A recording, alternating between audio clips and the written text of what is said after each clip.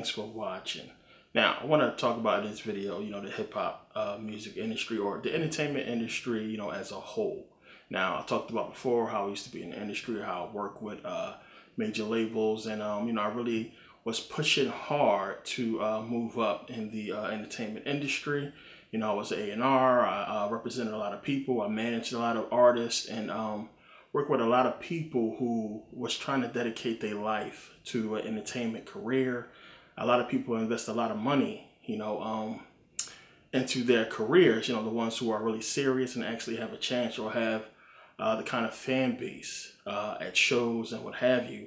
And they feel like they have an actual shot in growing their career. And I was able to be a go-between between a lot of up-and-coming artists and a lot of labels and a lot of other A&Rs, a lot of producers or what have you.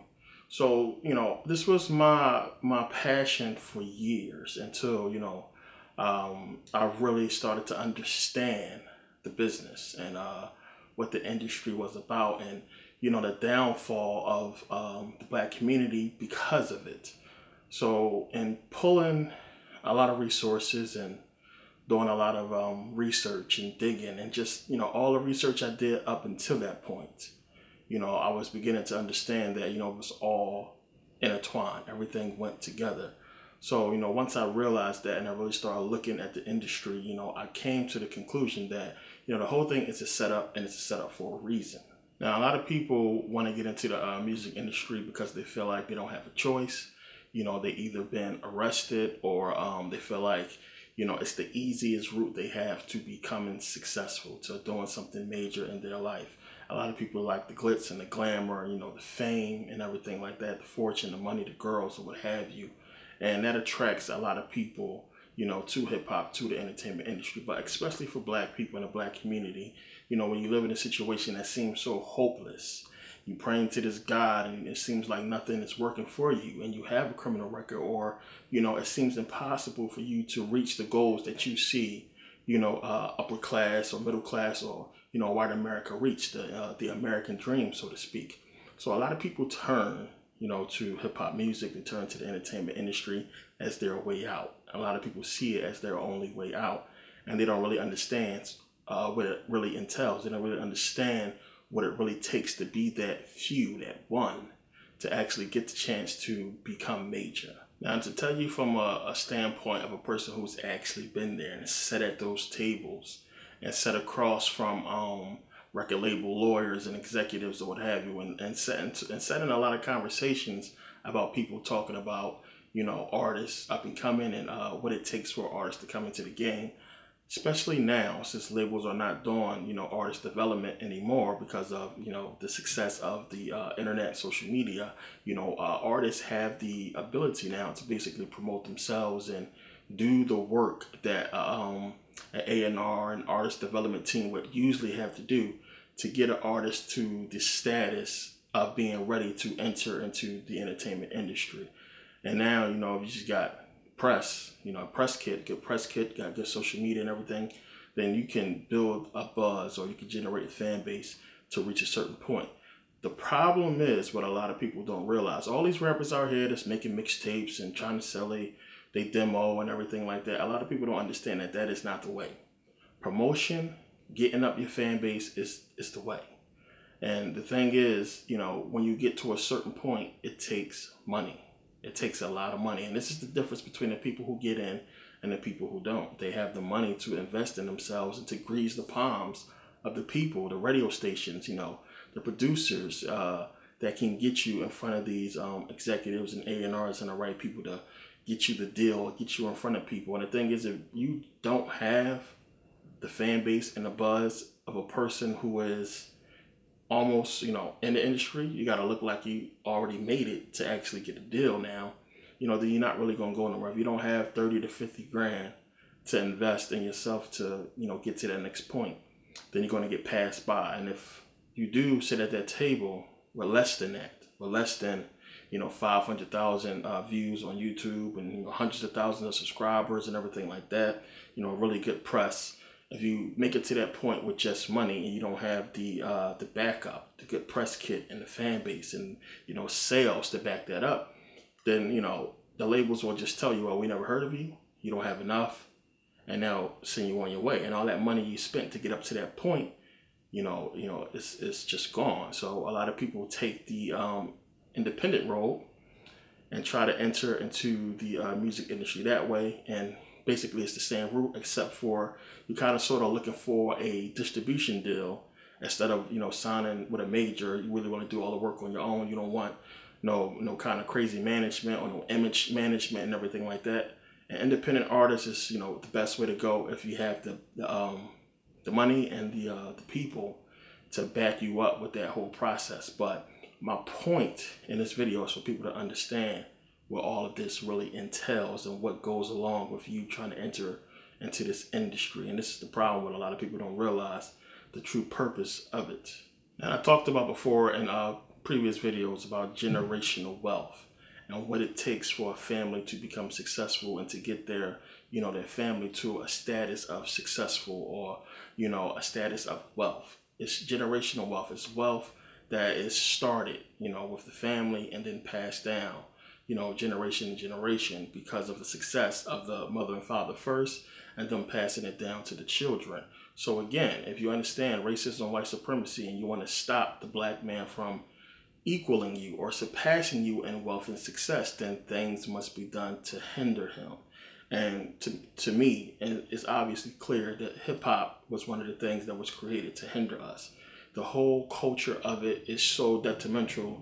It's just so devastating to black people in the black community as a whole. And it's obviously clear, and it's what black people do not really want to understand and realize, that it's harmful to us no matter how you slice it.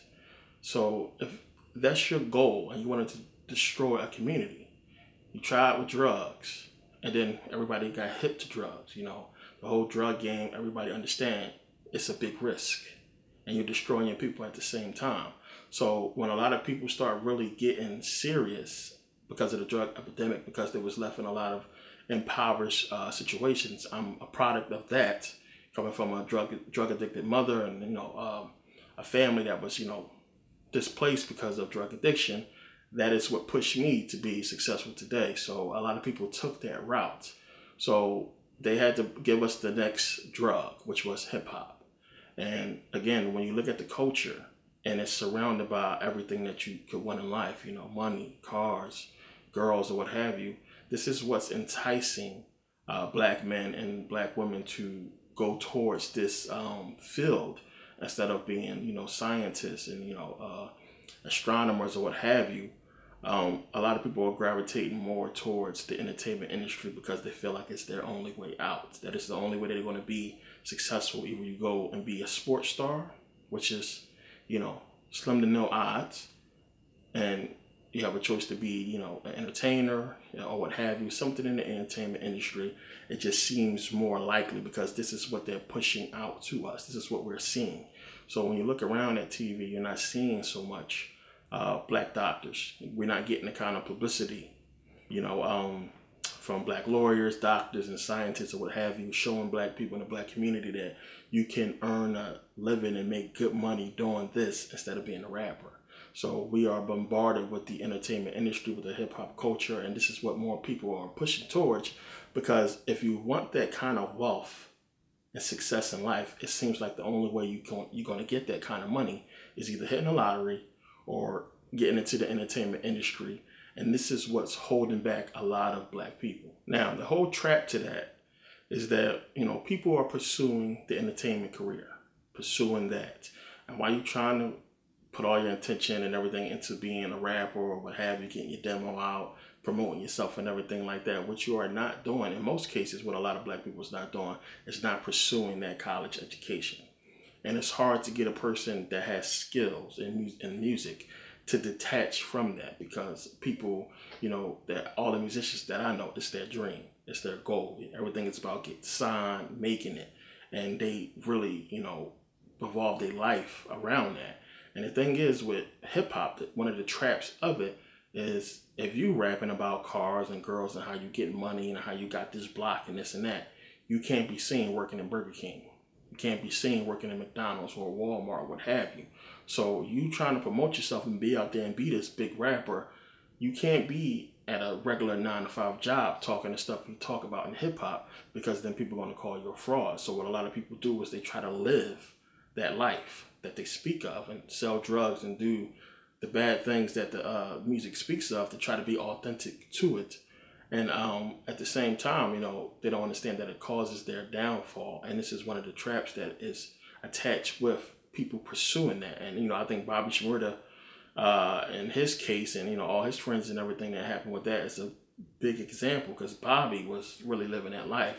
And they was really out there doing these things and rapping about it. And there's a lot of rappers that got caught up in that same thing, trying to live the culture. And at the end of the day, it was their downfall. And this is what's been happening, for years with black people, as far as them following the trend, the culture. We all know what I'm talking about. Everybody just, you want to be cool, you want to be, the culture, popular, what have you. And when you chase that and everything that, comes along with it, you're not chasing success. So while they got you chasing this hip hop dream, because that's what it is, and people justify it saying, this is my dream, this is what I want to do with my life, you can't knock my dreams, let me live. And they're not realizing that while you are chasing this dream, what you are not doing is becoming successful. You are not chasing a doctorate. You're not chasing a PhD or becoming a scientist or becoming successful in an area, a business, or something that's really going to help you help your people and challenge the whole establishment as far as wealth. And that's the goal of racism, white supremacy, for you to do exactly that. I can't tell you how many people that I knew. Everybody who's around my age, I'm 35. Everybody's around my age who grew up and had that friend that has skills, that can rap, and he never did nothing with it. It's a lot of people with that story. Your homie has skills and he was doing good, and you thought that he might blow up, and he never did. Now he working at Foot Locker or, Walmart or what have you, because he spent most of his life and his money trying to chase that fame. And the little bit of fame that he picked up, along the way, he got hooked on it, and he was pressing on it too much, and it didn't work out the way it was supposed to. And then life hit him. He either knocked somebody up or went to jail, and then, got out older. The game passed him by, and now he has really nothing to show for it. So he got to work somewhere to survive. Can't really go out on the street and grind like that, because you can't really afford to live that kind of life at that age. So, a lot of people, as I said, it's a sad thing to see those dudes that was, on the block and was the man, or was rapping and had skills and all this and that. And now, they parking cars or, working at Home Depot, and it's like, it's sad. It's a sad thing to see. So what people got to do, and you got some people out there that's smart enough to chase hip hop and at the same time pursue a professional career. But then, they are looked at as not authentic to hip hop. So we already know how it goes with hip hop. If you talking all that stuff, you can't be some dude in college who had a silver spoon in his mouth and everything like that. They will call you fake. It's a trap. When you really look at the whole thing and understand the trap of it, the deception of it, and then everybody who you pull into that life, the women who follow you, the family who follow you, that you pull into that life, and you kind of bring them down because you have these ambitions to follow something that's destroying your people. Now, I talked about this in a previous video on hip hop, about how they have been studying the effects of music for years. And right around the same time they came up with the private prisons, the Grammy Foundation was actually looking into extensively and also funding a lot of schools that did a lot of research on music and the effects of music on the brain. And what they would do is they would hold these seminars with corporations and companies to let them know what type of music should be played in retail settings to get people to shop more, to be more happy or have a better experience within their stores. But, when you talk to scientists and doctors and people who really study the effects of music on the brain, they understand that more than anything else, music can bypass all of the defenses of the brain, past the frontal lobe, past the prefrontal cortex, straight into the control centers of the brain to basically overwhelm you with its message. So when you listen to music, you are basically distracted by the rhythm and the beat, which is why bass is heavily used in a lot of music, especially hip hop. They use a lot of bass because it disturbs your rhythm, disturbs your heartbeat, throws you out of whack. So you're distracted by the beat. The beat makes you move. The beat is like distracting you. You're dancing while the message is implanted. So you hear a lot of women say all the time that, I don't listen to the words. It's the beat. And we see how women dance to the beat. The beat that is so hypnotic that it can make a woman lose control and dance, really out of character. So the beat is really important. But, when you are a person who pick up on the words and study words of songs, like a lot of lyricists do and artists do, then you understand what it's saying. What a lot of people don't realize is the message attached to the music is acted out. And this is what we have been doing in this whole hip-hop culture.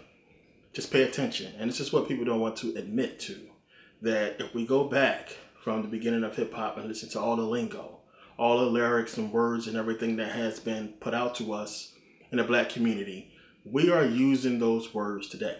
We are walking that way. We are dressing that way. We live a hip-hop culture because of the music. And it has been the music that has implanted that message within us. And we are now walking around saying words that we didn't even say 2 years ago because of a song. Turning up. We wasn't saying turning up 5 years ago. Crump. We wasn't saying that. It's just words that's now in our vocabulary in the Black community that we all understand because of one song that was popular that came out, and then we all following and using these words. And it's not so much that it's a bad message behind, a lot of the words, turning up and everything like that. But you can understand that as an example, how a song can, affect a whole culture, a whole bunch of people to get them to start following and using that word. So when you understand that on that level, then you can understand the messages, the negative messages that is attached to music also. Selling drugs, disrespecting women, shooting, killing. And people go and act out that lifestyle and try to live that lifestyle because they are basically following and acting out the message behind the music unknowingly to themselves. Now, I talked about in a video as well about how, you had a lot of rich people that listened to Bach and Beethoven and a lot of classical music, and why they got all dressed up and, all fancy to go listen to people play, that kind of music. And the thing is, classical music is the same. Listen to Beethoven symphonies and a lot of Mozart's and a lot of other classical pianists and classical musicians' music. When you listen to their music, a lot of people don't realize that it stimulates a higher brain function within you.